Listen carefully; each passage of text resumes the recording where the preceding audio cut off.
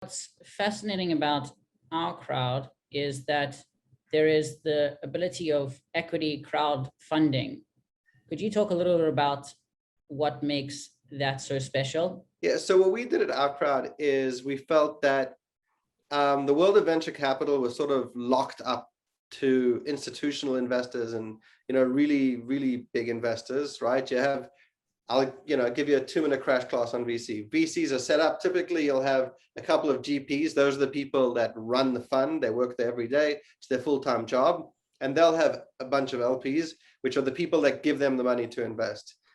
Typically in the venture capital world, those LPs are made up of large corporates, insurance companies, pension funds, etc.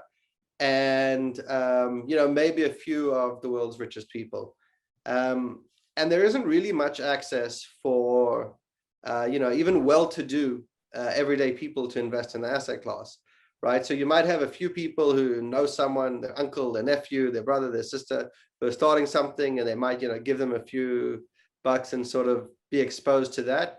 But they have no real way of finding in companies at large, doing due diligence, negotiating the deals, getting the kind of terms that VCs will get, buying preferred stock instead of common stock.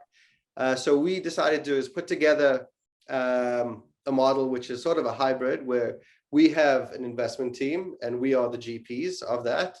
And using the internet as a platform, we enable tens or hundreds of thousands of LPs to look at the investments that we've found, researched, due diligence, negotiated, etc. They get to invest into those companies at the same terms as we're investing. And at venture, and those are venture terms, more like the venture capital terms that other VCs are getting, as opposed to what an angel would be getting. And then post-investment, we also manage that investment for our investors. We give them quarterly updates on their holdings, etc.